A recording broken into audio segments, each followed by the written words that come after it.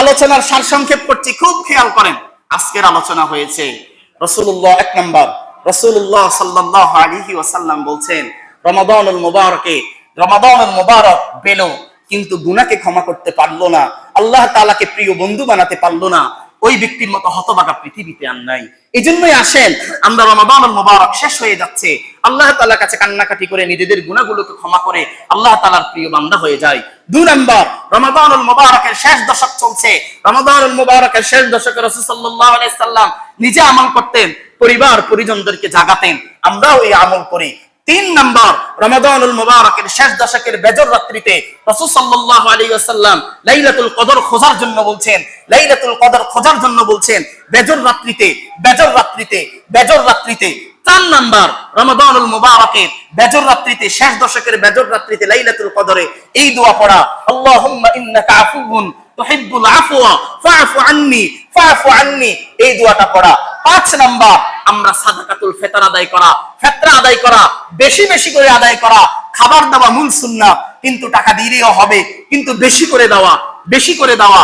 ঈদের সালাতের আগে দেওয়া, ঈদের সালাতের পরে নয়। নামাজি, দিনদার, আল্লাহওয়ালা, রোজাদার ব্যক্তিদেরকে যাকাত, ফিতরা, সাদাকা গুলো দেওয়া।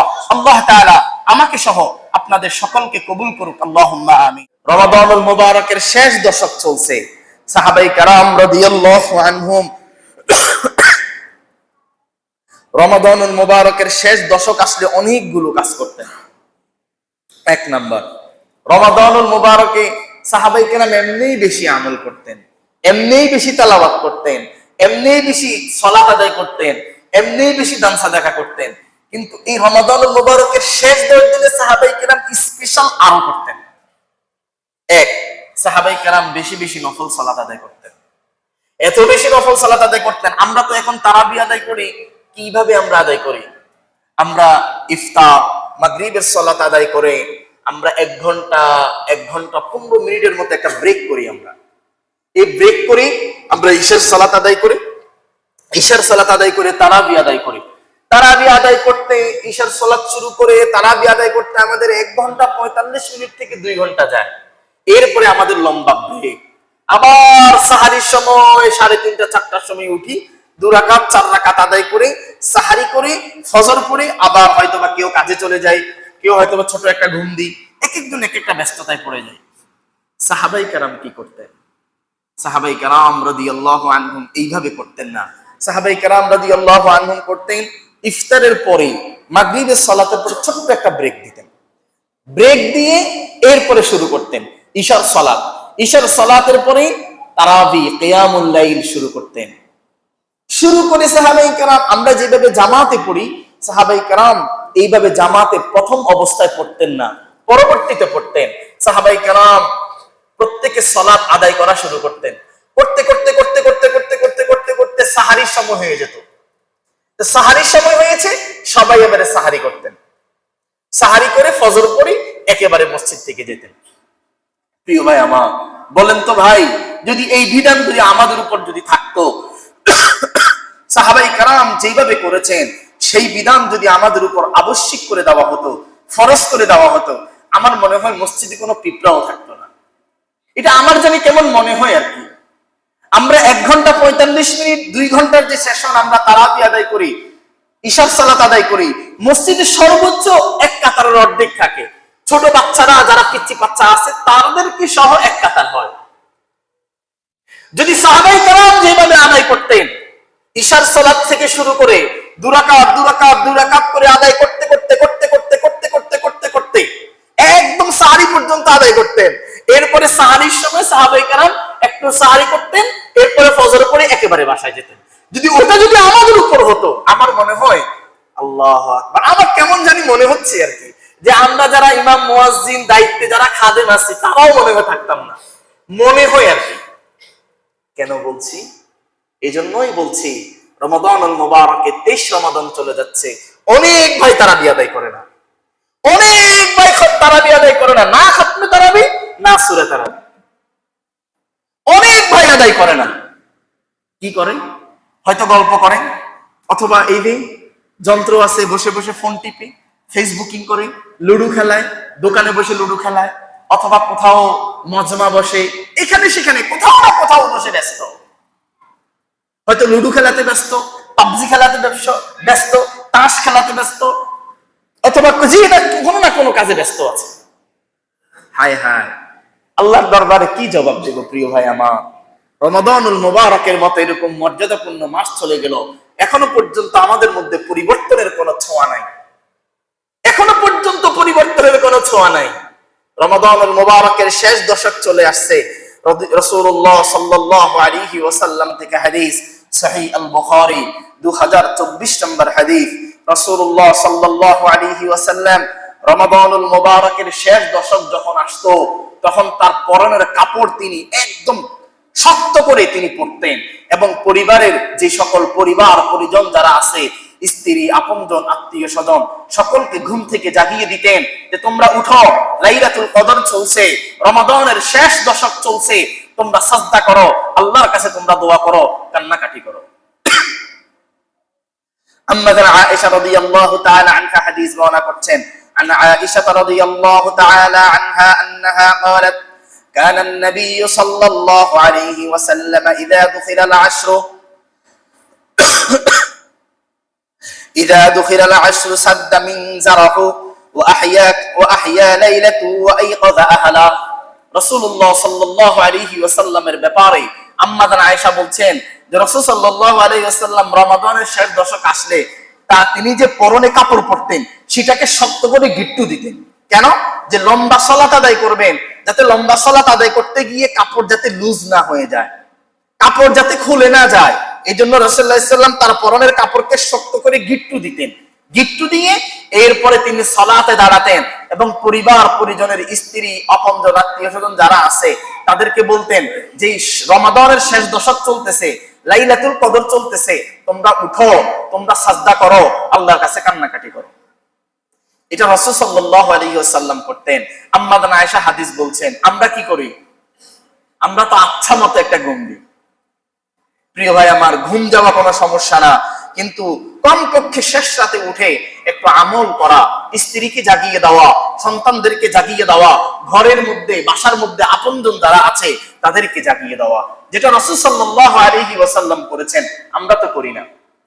এখানে অনেক ভাই আছে, রমাদানুল মুবারকের আজকে 23 রমাদান চলে যাচ্ছে, একদিনও তাহাজ্জুদ পড়ে নাই। অনেক ভাই আছে এখানে, অনেক ভাই আছে। আহা প্রিয় ভাই আমার, রাসূল সাল্লাল্লাহু আলাইহি ওয়াসাল্লাম রমাদানের শেষ দশকে নিজে তো বেশি আমল করতেন, স্ত্রী, ছেলে, সন্তান, আপনজনদেরকেও বলতেন। আবার এখানে অনেক মুরব্বী বাবারা আছে, নিজে আস্তে করে টুক করে উঠে ওযুদাস করে নিজে নামাজ পড়ে, অথচ নিজের সাথে নিজের স্ত্রীটা ছিল, পাশের রুমে ছেলে ছিল, ছেলের বউ ছিল, পাশের রুমে মেয়ে ছিল বা নাতি পুতিরা ছিল, কাউকে বলে নাই। এরকম নয় ভাই, রাসূল সাল্লাল্লাহু আলাইহি ওয়াসাল্লাম এরকম করতেন না, নিজেও আমল করতেন, আপনজন, পরিবার পরিজনে, বাসার মধ্যে যারা আছে তাদেরকেও জাগাতেন, এই উঠো, তোমরা উঠো, উঠো, আমলে দাঁড়াও, সালাত আদায় করো। এটা রাসূল সাল্লাল্লাহু আলাইহি ওয়াসাল্লাম করতেন। এই জন্যই মুরব্বী বাবারা যারা পার্সোনাল একা একা আমল করেন, আপনাকে আমি বলবো এই বদঅভ্যাস বাদ দিয়ে আজকে থেকে আপনি রাসূল সাল্লাল্লাহু আলাইহি ওয়াসাল্লামের আমল করা শুরু করেন। আপনি যখন শেষ রাতে উঠে আমল করবেন, পাশের রুমে আপনার ছেলে আছে, পুত্রবধূ আছে, আপনার মেয়ে আছে, আপনজন যারা আছে, আপনার পাশে আপনার স্ত্রী আছে, জাগিয়ে দেন। সূরা আবি দাউদের বর্ণনায় রাসূলুল্লাহ সাল্লাল্লাহু আলাইহি ওয়াসাল্লাম বলছেন, পৃথিবীতে শ্রেষ্ঠ স্ত্রী, শ্রেষ্ঠ স্বামী, শ্রেষ্ঠ দাম্পত্য ওরা যে স্বামী নিজে তাহাজ্জুদের জন্য উঠে স্ত্রীকে জাগায়, উঠো, তাহাজ্জুদের সময় হয়েছে। ওই স্ত্রী শ্রেষ্ঠ যে স্ত্রী তাহাজ্জুদের সময় উঠে স্বামীকে জাগিয়ে দেয়, উঠো, তাহাজ্জুদের সময় হয়েছে।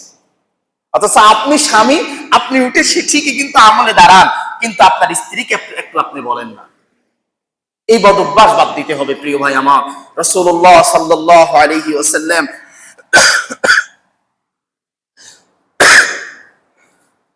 সহিহ আল বুখারী 2017 নম্বর হাদিস, রাসূলুল্লাহ সাল্লাল্লাহু আলাইহি ওয়াসাল্লাম বলছেন, রাসূলুল্লাহ 2020 নম্বর হাদিস, রাসূলুল্লাহ সাল্লাল্লাহু আলাইহি ওয়াসাল্লাম বলছেন, যখন রমাদানুল মুবারকের শেষ রজনীগুলো আসবে, শেষ দশক আসবে, বেজর রজনীগুলো আসবে, তখন তোমরা লাইলাতুল কদর খোঁজ করো।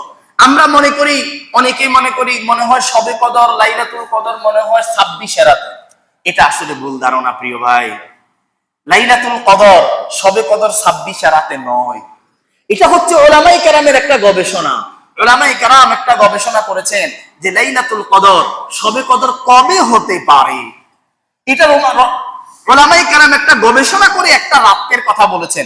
যে উলামায়ে কেরাম গবেষণা করেছেন তারা কিন্তু আবার বলেন নাই যে এই রাতেই শবে কদর, অন্য কোন রাত হবে না। না, রাসূলুল্লাহ সাল্লাল্লাহু আলাইহি ওয়াসাল্লাম থেকে হাদিস হচ্ছে রমাদানুল মুবারকের শেষ দশকের বেজর রাত, রমাদানুল মুবারকের শেষ দশকের বেজর রাত, অর্থাৎ 21 রমাদান, 23 রমাদান, 25 রমাদান, 27 রমাদান, 29 রমাদান, এই 5 রমাদানের ব্যাপারে হাদিসের মধ্যে স্পষ্ট রয়েছে।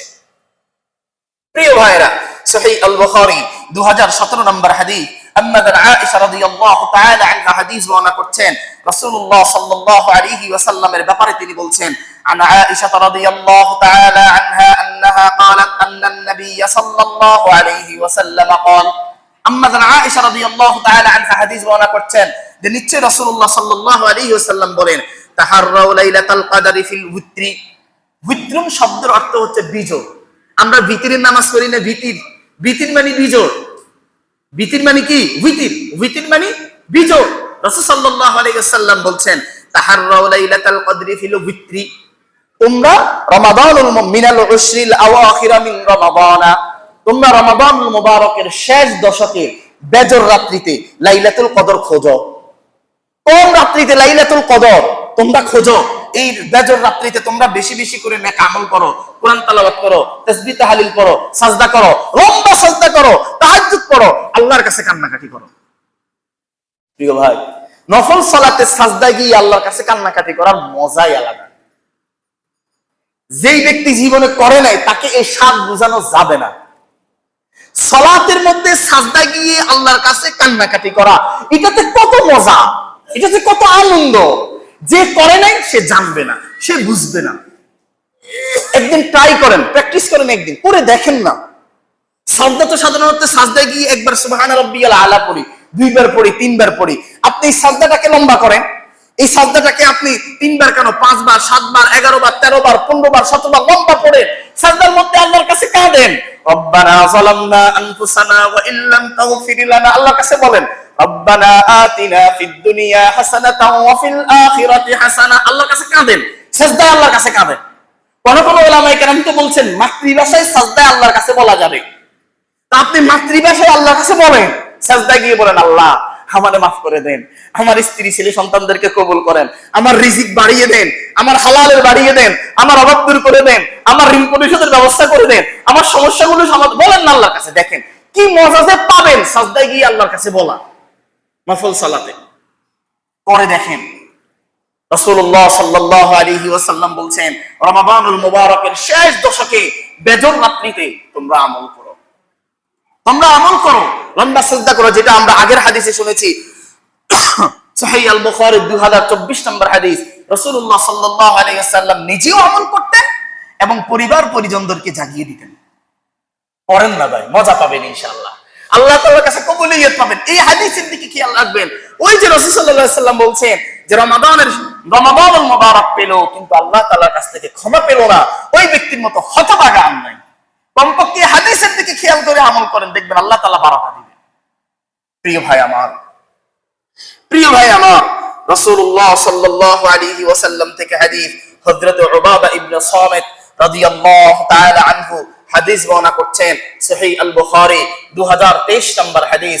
রাসূলুল্লাহ সাল্লাল্লাহু আলাইহি ওয়াসাল্লাম বলছেন, রাসূলুল্লাহ সাল্লাল্লাহু আলাইহি ওয়াসাল্লাম বলছেন সহিহ আল বুখারী 2023 নম্বর হাদিস, হযরত উবাদা ইবনে সামিত রাদিয়াল্লাহু তাআলা আনহু হাদিস বর্ণনা করছেন শবে কদর ঠিক কবে, এই তথ্যটা রাসূল সাল্লাল্লাহু আলাইহি ওয়াসাল্লাম বলার জন্য, দেওয়ার জন্য তার হুজরা থেকে বের হয়েছেন, তার হুজরা থেকে বের হয়েছেন, তার রুম থেকে বের হয়েছেন, তার বাসা থেকে বের হয়েছেন, তার ঘর থেকে বের হয়েছেন, তার বাড়ি থেকে বের হয়েছেন যে লাইলাতুল কদর কবে, সাহাবায়ে কেরামকে বলার জন্য। যখন সাহাবায়ে কেরামকে বলার জন্য যখন রাসূলুল্লাহ সাল্লাল্লাহু আলাইহি ওয়াসাল্লাম বের হলেন, তখন রাসূলুল্লাহ সাল্লাল্লাহু আলাইহি ওয়াসাল্লাম দেখলেন ফাতালাহা রাজুলানি মিনাল মুসলিমিন, দুইজন মুসলমানের মধ্যে ঝগড়া লাগছে, দুইজন মুসলমানের মধ্যে রাগারাগি চলতেছে, অভিমান চলতেছে, দুইজন মুসলমানের মধ্যে অভিমান চলতেছে, ঝগড়া চলতেছে। ফাতালাহা, দুইজন মুসলমান ঝগড়া করতেছে। রাসূলুল্লাহ সাল্লাল্লাহু আলাইহি ওয়াসাল্লাম তখন তিনি বলেন ফারুফিআত ফারুফিআত ফারুফিআত, এই দুইজন ঝগড়া করার কারণে ওখান থেকে আল্লাহ তাআলার রহমত চলে গিয়েছে। ফারুফিআত, ওই যে লাইলাতুল কদর কবে, ওই তারিখটা আমার মেধা থেকে আল্লাহ তাআলা নিয়ে গেছেন। আমি যখন লাইলাতুল কদরের তারিখটা বলার জন্য যখন বের হলাম, তখন আমি দেখলাম ফাতালাহা মিনাল মুসলিমিন, দুইজন মুসলমানের মধ্যে ঝগড়া চলতেছে, ঝগড়া। তখন ফারুফিআত, আল্লাহ তাআলা আমার মেধা থেকে এই লাইলাতুল কদরের তারিখটা নিয়ে গিয়েছেন। তার মানে কি বুঝলেন? যদি কোথাও ঝগড়া হয়, যদি কোথাও কি হয়, কথা বলেন, কি হয়? ঝগড়া হয়। যদি কোথাও ঝগড়া হয়, যদি কোথাও রাগারাগি হয়, যদি কোথাও মারামারি হয়, যদি কোথাও কাটাকাটি হয়, বুঝবেন সেখানে আল্লাহ তাআলার রহমত নাই। সেখানে কি নাই? আল্লাহ তাআলার রহমত নাই। এই যে হাদিস, রাসূল সাল্লাল্লাহু আলাইহি সাল্লাম লাইলাতুল কদরের তারিখ বলার জন্য এসেছেন, সাথে সাথে দুইজন মুসলিম ঝগড়া করতেছেন। ফারুফিআত, রাসূল সাল্লাল্লাহু আলাইহি সাল্লামের মেধা থেকে আল্লাহ তাআলা লাইলাতুল কদরের তারিখ নিয়ে গেছেন। তার মানে যেখানে ঝগড়া হয় সেখানে আল্লাহ তাআলার রহমত থাকে। এজন্য ঝগড়া করা যাবে নাকি? ঝগড়া করা যাবে? ঝগড়া করা যাবে? রাগ করা যাবে না ভাই। রাগ হচ্ছে শয়তানের বৈশিষ্ট্য। রাগ কার বৈশিষ্ট্য? আমরা গতকালকে আসরের পরে একটা হাদিস শুনেছিলাম যে শয়তানের বৈশিষ্ট্য হচ্ছে রাগ করা, শয়তানের বৈশিষ্ট্য হচ্ছে মেজাজ গরম করা, শয়তানের বৈশিষ্ট্য হচ্ছে রূঢ় আচরণ করা। করা যাবে না, করা যাবে না ভাই, করা যাবে না। এটা শয়তানের বৈশিষ্ট্য। আমরা হচ্ছে মুমিন মুসলিম, মুমিন মুসলিমের এই বৈশিষ্ট্যগুলো থাকে না। আল্লাহু আকবার। একটা হাদিস বলি, আলোচনার প্রসঙ্গে চলে আসছে। আবার দেখবেন, অনেকেই দেখবেন আমরা যখন রাগ অভিমান গোসা করি, তখন অনেকে দেখবেন দেখে দেখে অবলোকন করে, অনুধাবন করে, দেখি কি হয়, দেখি, বুঝেন নাই মনে হয়। যদি কখনো যদি ঝগড়া হয়, যদি কখনো যদি রাগ অভিমান গোসা হয়, যদি কখনো যদি মারামারি হানাহানি কাটাকাটি হয়, দুই দল তো করে, এক দলে আরেক দলে তো করে, আরেক দলে দেখবেন দাঁড়িয়ে দাঁড়িয়ে উপভোগ করে। কি করে? উপভোগ করে। কি করে? উপভোগ করে না। রাসূলুল্লাহ সাল্লাল্লাহু আলাইহি ওয়াসাল্লাম বলছেন, যদি যদি তুমি অপরাধ দেখো, 1 নাম্বার তুমি হাত দিয়ে বাধা দিবে, 2 নাম্বার তুমি মুখ দিয়ে বাধা দিবে, 3 নাম্বার তুমি অন্তর দিয়ে ঘৃণা করবে।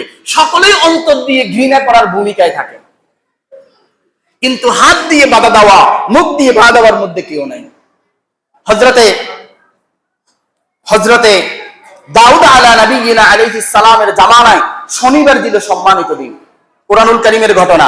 শনিবার ছিল কি দিন? সম্মানিত দিন। হযরতে দাউদ আলাইহিস সালাম, তার উপর যে জাবুর নাজিল হয়েছে, তিনি খুব সুন্দরভাবে তিলাওয়াত করতেন। তো সমুদ্রের মাছগুলো সমুদ্রের কিনারায় চলে আসতো জাবুরের তিলাওয়াত শোনার জন্য। তো কিছু মানুষ ছিল, তারা এই সুযোগে মাছগুলো ধরে ফেলতো। আল্লাহ তাআলা বিধান দিলেন শনিবার দিনে মাছ ধরা যাবে না। আল্লাহ তাআলা বিধান দিলেন শনিবার দিনে মাছ ধরা যাবে না। যখন আল্লাহ সুবহানাহু ওয়া তাআলা যখন এই বিধান দিলেন যে শনিবার দিনে মাছ ধরা যাবে না, তখন কি হলো?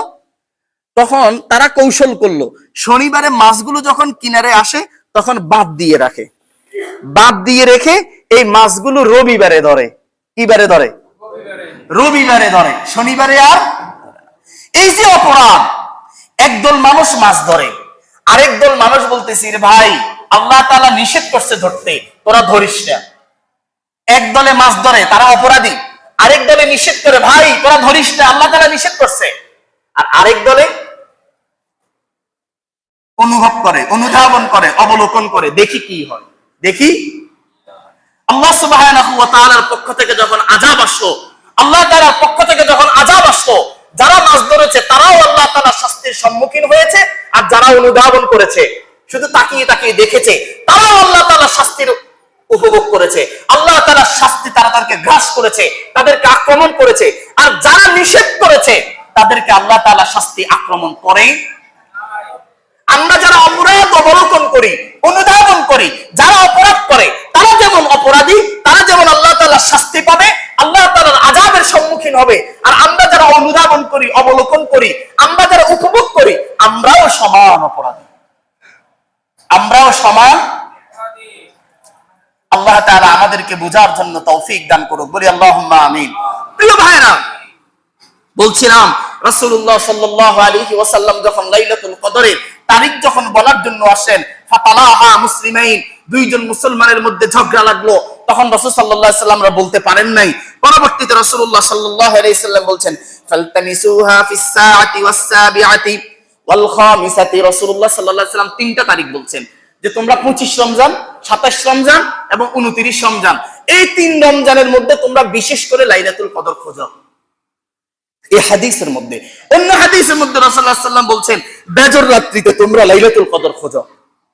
এই জন্যই আমি আমার ভাইদেরকে বলবো, প্রিয় ভাই, লাইলাতুল কদর রমাদানুল মুবারকের শেষ বেজর রজনীতে 2 দিন চলে গিয়েছে, 21 চলে গেছে, 23 চলে গেছে, আর মাত্র 3 দিন আছে, 25, 27, 29। আসেন না এই বেজর রাত্রিগুলোতে বিশেষ আমল করি, আল্লাহ তাআলার কাছে কান্নাকাটি করি, দোয়া করি, নিজেদের গুনাহগুলোকে আল্লাহ তাআলার কাছ থেকে ক্ষমা নিই। আল্লাহ তাআলা আমাকে সহ আপনাদের সকলকে কবুল করুক, আল্লাহুম্মা আমিন। প্রিয় ভাইরা, এবারে বলবো রাসূলুল্লাহ সাল্লাল্লাহু আলাইহি ওয়াসাল্লাম আমাদের জন্য বিশেষ একটি বিধান দিয়েছেন। ছোট্ট আরেকটা হাদিস বলছি, সুনান তিরমিজি 3513 নম্বর হাদিস। রাসূলুল্লাহ সাল্লাল্লাহু আলাইহি ওয়াসাল্লামের বিশিষ্ট সাহাবী থেকে হযরত আম্মা জানা আয়েশা রাদিয়াল্লাহু তাআলা আনহাকে সাহাবায়ে কেরাম প্রশ্ন করেছিলেন যে যদি আমরা লাইলাতুল কদর পাই আমরা কি করব? তখন আম্মা জানা আয়েশা বলছেন, তোমরা যদি লাইলাতুল কদর পাও বিশেষ এই আমলটা করবা, আল্লাহুম্মা ইন্নাকা আফুওয়ান তুহিব্বুল আফওয়া ফাআফু আন্নী, আল্লাহুম্মা ইন্নাকা আফুওয়ান তুহিব্বুল আফওয়া ফাআফু আন্নী, আল্লাহুম্মা ইন্নাকা আফুওয়ান তুহিব্বুল আফওয়া ফাআফু আন্নী। আল্লাহর কাছে এই দোয়াটা করা, আল্লাহুম্মা ইন্নাকা আফু, আল্লাহ আপনি তো ক্ষমাশীল, ইন্নাকা আফুওয়ান আপনি তো ক্ষমাশীল, তুহিব্বুল আফওয়া আপনি তো ক্ষমা করতে ভালোবাসেন, ফাআফু আন্নী আল্লাহ আমারে ক্ষমা করে দেন, আল্লাহ আমারে ক্ষমা করে দেন। যদি পারেন এই দোয়াটা আল্লাহর কাছে বেশি বেশি করবেন, এই দোয়াটা বেশি বেশি আল্লাহর কাছে করবেন।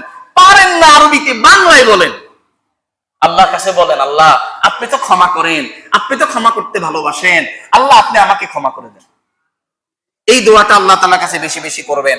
প্রিয় ভাই, রমাদানুল মুবারকের একদম শেষে আমরা যে বিষয়টা আমরা ফিতরা আদায় করি, ফিতরা বিষয় একটু বলি। ফিতরা আদায় করি, ফিতরা কেন আমরা আদায় করব? সুনানি আবি দাউদ 1609 নম্বর হাদিস। রাসূলুল্লাহ সাল্লাল্লাহু আলাইহি ওয়াসাল্লাম বলছেন, ফারাদা রাসূলুল্লাহ সাল্লাল্লাহু আলাইহি ওয়াসাল্লাম যাকাতাল ফিতরি তুহলাতাল লিসিয়ামি মিনাল লাগবি ওয়ার রাফাতি ওয়া তু'মাতাল লিল মাসাকিন। ফিতরা আদায় করি রমাদানুল মুবারকে যদি কোনো অনাকাঙ্ক্ষিত ভুল হয়ে যায় আল্লাহ তাআলা যাতে ক্ষমা করেন, এবং গরীব মিসকিন অসহায়দের জন্য একটু হাদিয়া। এই জন্যই হচ্ছে ফিতরা। এই জন্যই আমরা চেষ্টা করব, মূল ফিতরা আদায় করার মূল সুন্নাত হচ্ছে শাওয়াল মাসের চাঁদ উদয় থেকে ঈদের নামাজের আগ পর্যন্ত, এটা হচ্ছে মূল সুন্নাত। মানে ঈদ চাঁদ উঠে না, চাঁদ যে কালকে ঈদ, আজকে চাঁদ রাত, এই চাঁদ উদয় থেকে শুরু করে ঈদের নামাজের আগ পর্যন্ত এই সময়ে ফিতরা আদায় করা মূল সুন্নাত। কিন্তু এর আগেও আদায় করা যাবে, কিন্তু ঈদের নামাজের পরে আদায় করা যাবে না। ঈদের নামাজের আগে চাঁদ উদয় থেকে ঈদের নামাজ পর্যন্ত আদায় করা মূল সুন্নাত, এর আগেও আদায় করা যাবে, রমাদানুল মুবারকেও আদায় করা যাবে, কিন্তু ঈদের নামাজের পরে আর আদায় করা যাবে না। যদি ঈদের নামাজের পরে কেউ আদায় করে তখন সেটা ফিতরা হবে না, সেটা সাদাকা হবে, দান হবে, সেটা দান হবে, সেটা সাদাকা হবে। এজন্যই আমরা যারা আছি, যারা দুনিয়াতে আছে, বালেগ না বালেগ, সকলের ফিতরা আদায় করে দিব। দূরে থাকলেও ফিতরা, কেউ বিদেশে আছে এখানে আপনি ফিতরা আদায় করতে পারবেন, কেউ দূরে আছে আপনি এখানে ফিতরা আদায় করতে পারবেন। তবে আমি বলবো প্রিয় ভাই, ফিতরা আদায় করার জন্য বেশিটা আদায় করবেন, কমের দিকে কেউ তাকাবেন না, কমের দিকে কেউ তাকাবেন না। সর্বনিম্ন 110 টাকা, সর্বনিম্ন 110 টাকা, কিন্তু সর্বোচ্চ 2800 টাকা, এটা খেয়াল রাখবেন। আপনি সবাই 110 টাকা দিবেন না, ফিতরা আদায় হবে, ফিতরার হক আদায় হবে না। আল্লাহ তাআলা আপনাদের তৌফিক দিছে, আল্লাহ তাআলা আপনাদের তৌফিক দিছে, তাহলে আপনি কমটা কেন দিবেন? আপনি তো বেশিটা দিবেন। আপনি 200 টাকা করে দেন, 300 টাকা করে দেন, 500 টাকা করে দেন, 1000 টাকা করে দেন, 2000 টাকা করে দেন। আল্লাহ তো আপনাদের দিছে ভাই, আপনি কেন কৃপণতা করতেছেন? আল্লাহ তাআলা তো আপনাকে দিছে, আপনি 110 টাকা কেন হিসাব করেন? ফিতরার মূল সুন্নাত হচ্ছে একসা খাবার, খেজুর, জব। একসা মানে 2 কেজি 700 গ্রাম, মানে 2.5 কেজি থেকে 3 কেজি। যদি আপনি 2.5 কেজি খেজুর দিয়ে, ফেতরার মূল সুন্নাত হচ্ছে খাবার দেওয়া, এটা আবার খেয়াল রাখবেন। ফেতরার মূল সুন্নাত খাবার দেওয়া, খাবার ছাড়া টাকা দিয়ে দিলেও হবে, টেনশনের দরকার নাই, টাকা দিয়ে দিলেও হবে, মূল সুন্নাত খাবার। আপনি যদি 2.5 কেজি খেজুর দেন, এখন দুর্বল খেজুরের দাম মনে হয় 200-250 টাকা, তাহলে যদি আপনি 2.5 কেজি খেজুর দেন, তাহলে খেজুরের দাম আসে কত? প্রায় 700 টাকা, 650 টাকা। একটা ফেতরা আসে কত? 750 টাকা। আমাদের দেশের উলামায়ে কেরাম ওই আটা দিয়ে হিসাব করে, কমটা দিয়ে হিসাব করছে আর কি, কমটা দিয়ে হিসাব করাতে 110 টাকা আসছে। কিন্তু এই জন্যই আমি ভাইদেরকে বলবো বেশিটা দিবেন, বেশিটা কিসমিস দিয়ে দেন, কিসমিস দিয়ে দিলে তো আপনার 800 টাকা আসবে। এই জন্যই আমরা খেয়াল রাখবো, ফেতরা আমরা দেওয়ার সময় গরিব, দুঃখী, অসহায়, নামাজি, রোজাদার, দিনদার, আল্লাহওয়ালা তাদেরকে আমরা ফেতরা দিব, যাকাত দিব। বেনামাজি, বেরোজগারীদেরকে দিব না, সুদখোরকে দিব না, ঘুষখোরকে দিব না, দুর্নীতিবাজকে দিব না। ফেতরা যাকাত দেওয়ার সময় নামাজি, রোজাদার, দিনদার, আল্লাহওয়ালাদেরকে দিব। বেনামাজি, বেরোজগারি, সুদখোর, ঘুষখোর, বেনামাজি এরকম ব্যক্তিদেরকে আমরা দিব না। আল্লাহ তাআলা আমাকে সহ আপনাদেরকে কবুল করুক, আল্লাহুম্মা আমিন।